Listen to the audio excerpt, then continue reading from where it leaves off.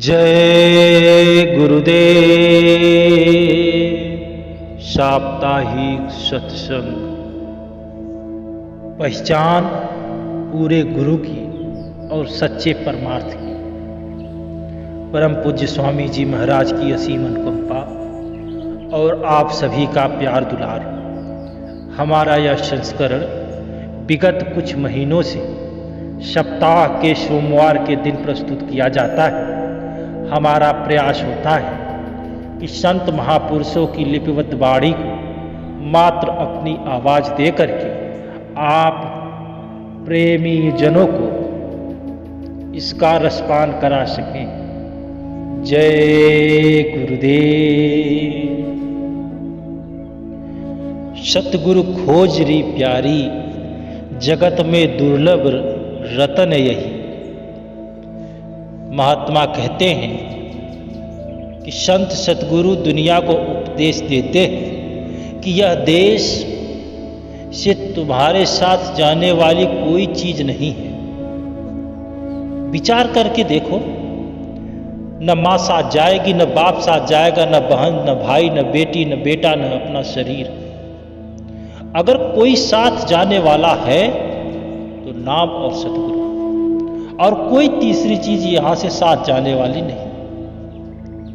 सतगुरु बाहर भी साथ देता है और अंदर भी साथ देता है। फिर मौत के वक्त यह जरूर से संभाल करता है। यह आपका साथ मौत के वक्त तो नहीं छोड़ सकता। इसलिए कहते हैं कि तू किसी सतगुरु के पास जा जो खुद अंदर जाता हो, ताकि तुझे भी अंदर ले जाए।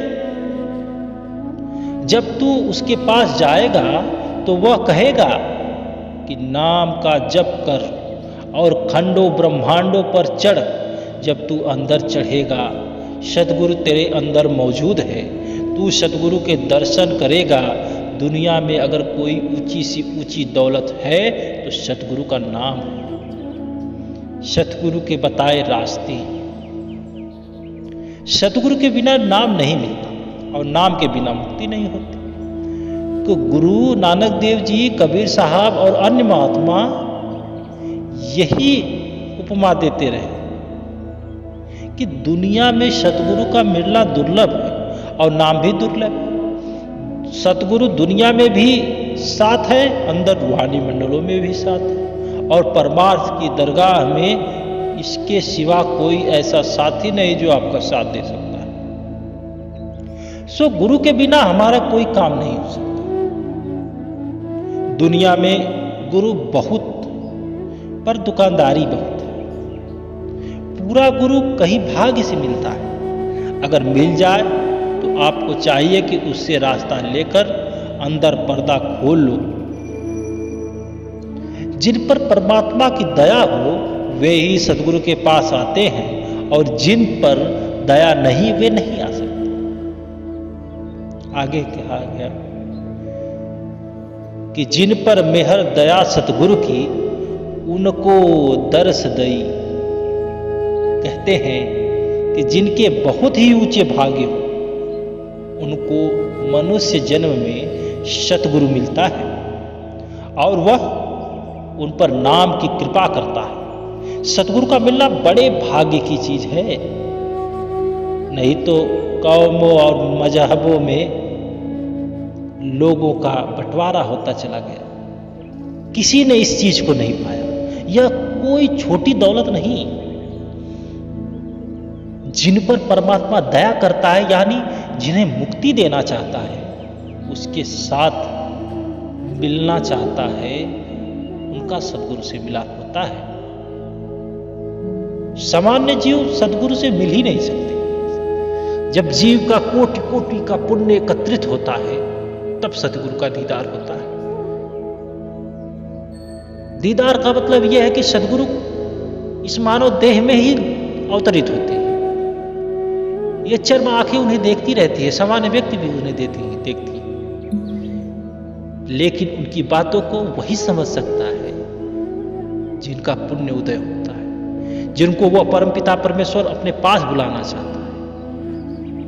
एक छोटी सी आवाज, एक मामूली से वचन, जिन्हें सांसारिक मामूली कहते हैं, वही वचन पकड़ करके उस सदगुरु के साथ जीवात्मा चल देती है। आगे कहते हैं, दर्श पाय सतलोक सिधारी, सत नाम पद कीन सही।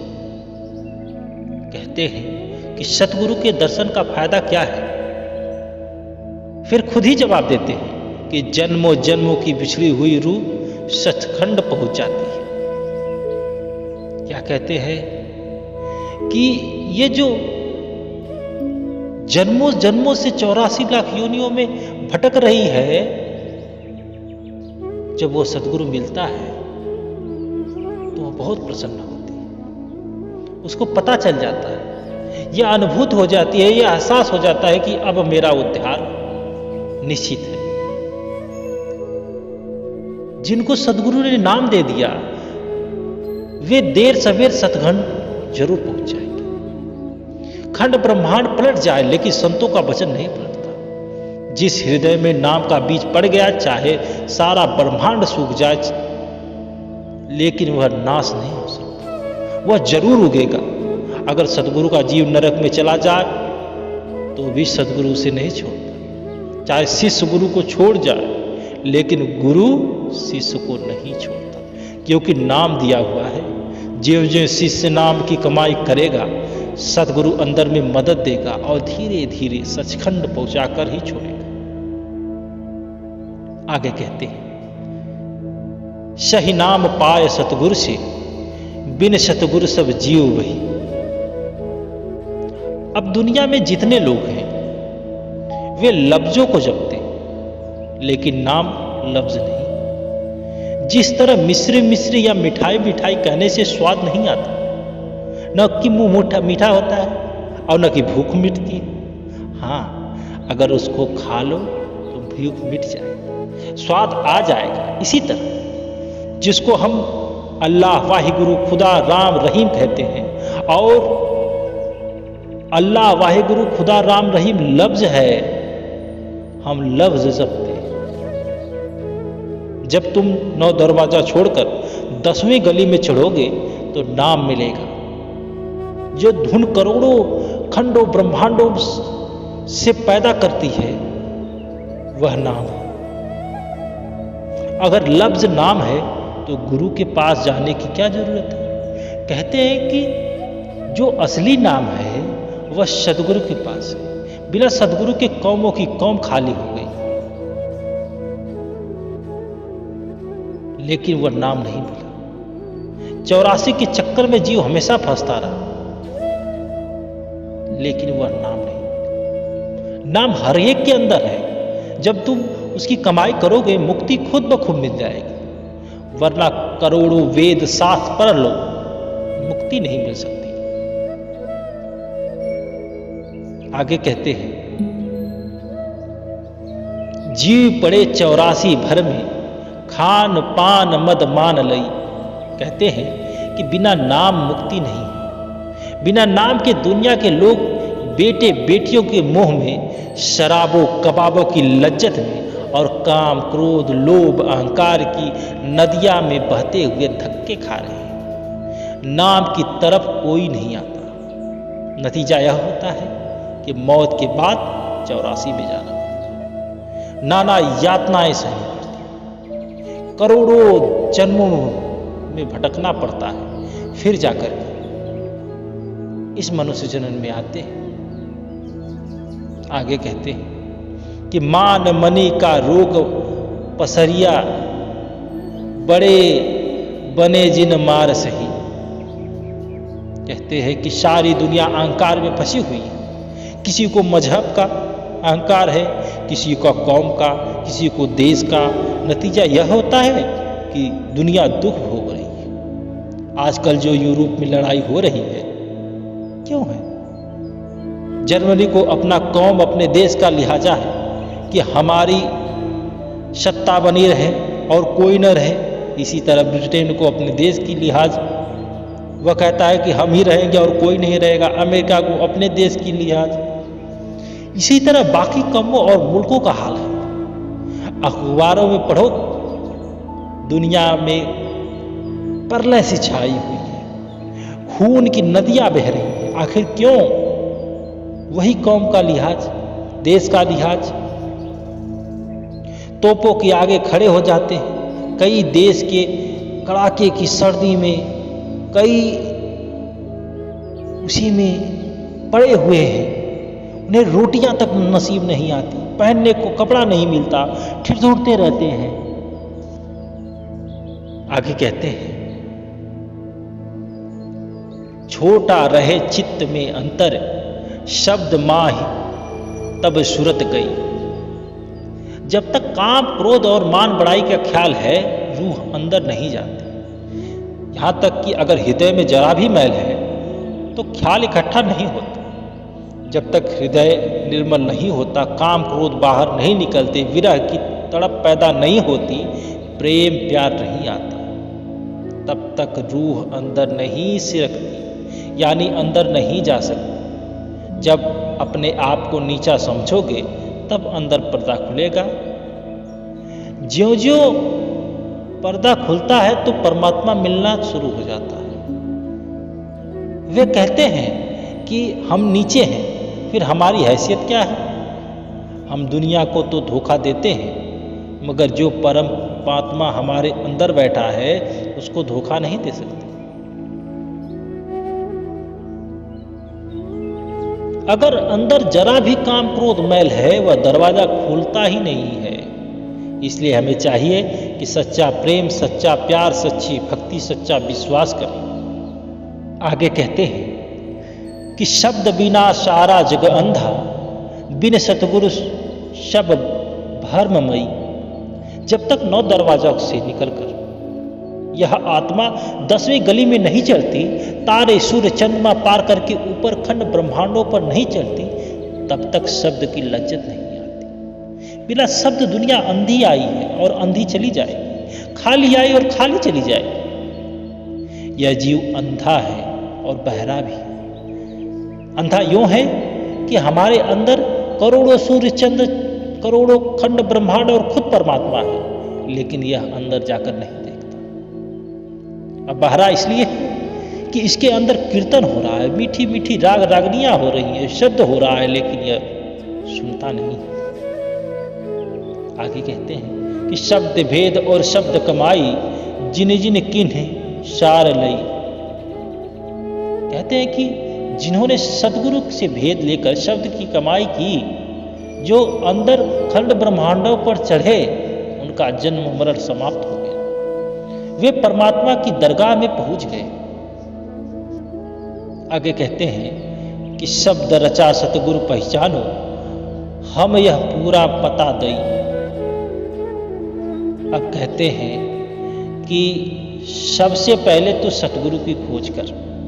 सतगुरु कैसा होना चाहिए? शब्द स्वरूपी, शब्द अभ्यासी, जो खुद शब्द की कमाई करता, अंदर खंड ब्रह्मांडों पर जाता हो और शिष्य को शब्द की कमाई करवाना सिखाता हो। यह न देखो कि वह हिंदू है या मुसलमान है, सिख है या ईसाई है। देखने वाली चीज तो शब्द की कमाई है। अगर यह ठीक है तो बेशक उससे नाम ले लो।